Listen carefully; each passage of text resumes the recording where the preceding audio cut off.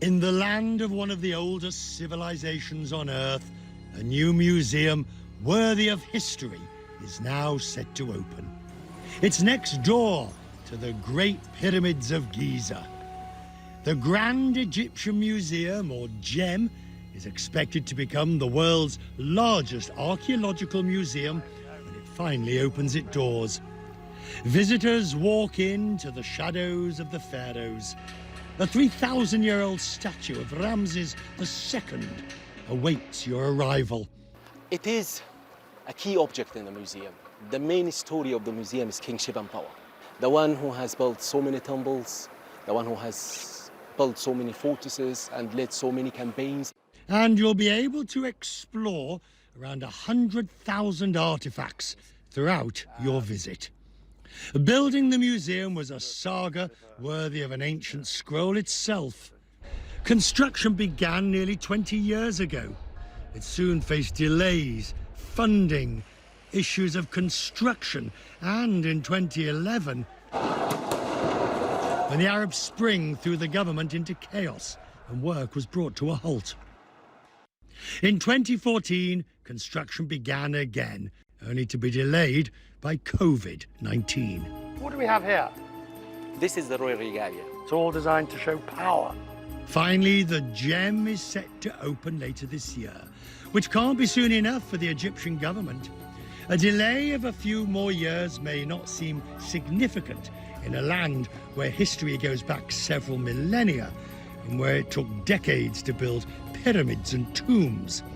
But after years of lagging tourism revenue, the opening and the tourist money it brings in will come as a great relief for the Grand Egyptian Museum. The object is to get the museum open, and there will be millions of visitors each year. As part of this greater strategy, I sat down with the minister. He's a former banker, come from the private sector into government, and is causing a revolution of his own sort in the way he is viewing and running the tourism industry. He's putting it on a new footing. I spoke to Minister Ahmed Issa at the Grand Egyptian Museum and wanted to know when it's going to open. Here we're bringing in a whole new story to the public and to humanity. We're trying to showcase how 30 dynasties of the old Egyptian civilization brought to the world concepts like kinship, like values and eternity, like how should a community live together. You've also got things like Tutankhamun here, all being moved, correct? Correct. What are the stars to be seen? So everyone, of course, is talking about the fact that this hall is going to bring together the 6,000 pieces that were discovered in the 1920s of last century. And I think this is correct. You know, I think everyone has the right to feel excited about this collection coming back together for the first time since Howard Carter discovered the tomb. But it's not only going to be about that. This is just a case study, actually, a snapshot in time, given what the rest of the museum is going to tell as a story for humanity and for Egyptians. What is fascinating, of course, is its location. Right over there are the pyramids. How do you make the most of it?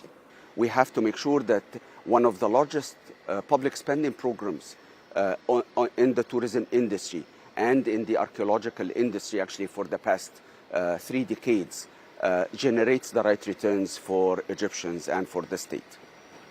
But it's not only about the economics, of course. Any museum has to tell a story. And the story that this museum is going to tell is very clear. This is going to reconnect Egyptians with their history, and it's going to explain to humanity how Egyptians, over 3,000 years, invented concepts of living together, values, doing right today for the next life, and so forth. And to tell you the truth, this story requires a huge scientific apparatus and a huge scientific organization to support it. Yes, it's a grand building, but beneath it, there are labs, there is science, there are scientists who are working day and night to try to reinvent the science of Egyptology and archaeology. When are you going to open it? We have plans to finish all the works by October, The president himself is going to choose the opening day. It's going to be between November and February. Egypt has been excellent at managing to bring tourists in. Your numbers are now back to where they were and beyond. How are you going to grow tourism in a sustainable, manageable fashion? You know, you and I have talked about this. Anybody can drag them in. You know, 15 million, 20 million, 30 million, yeah, you can get them in.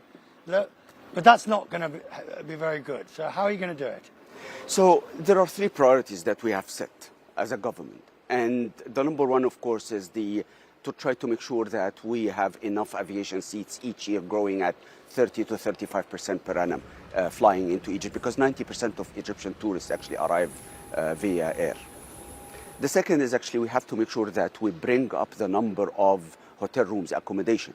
And there are standards that are now set in Egypt for eco-lodges, for sustainability in hotel rooms and carbon footprint.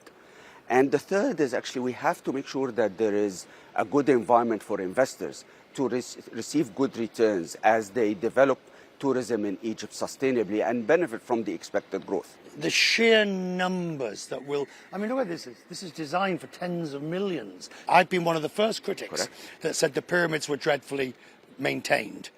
Awful. Your number one thing. You're now improving that. How would you prevent over-tourism?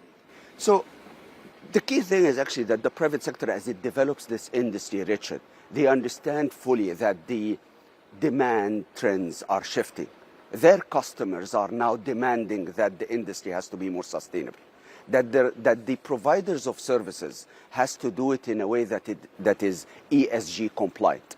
You have several tourism propositions. You have Cairo and all the culture. You then have the Nile down to Aswan.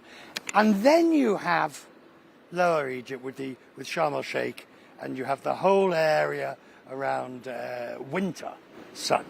Do they complement each other or compete?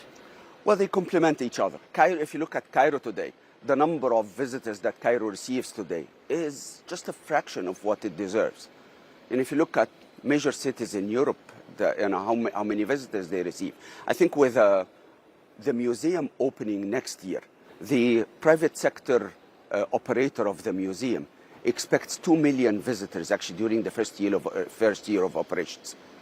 And that number is going to recreate Cairo as a destination on its own. This museum is going to put Cairo back as an exclusive destination for visitors to come. But Luxor and Aswan remains a key magnet for cultural tourists. What do you think of the industry? I mean, you came from the exact opposite. You came into tourism. You've now been there a good while. You've seen it. What do you think of it? Tourism is a noble industry if people truly understood what it can do to bring people together, to bring peace to the world. But to tell you the truth, the industry it still suffers from a lot of undersupply. I think the industry recognizes that now.